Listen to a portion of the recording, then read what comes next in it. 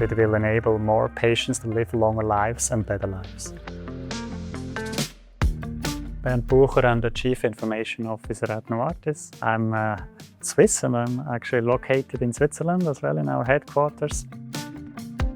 I'm overall responsible for all the technology delivery and operations across the value chain. So from research, drug development, then also the commercialization and of course manufacturing of our products.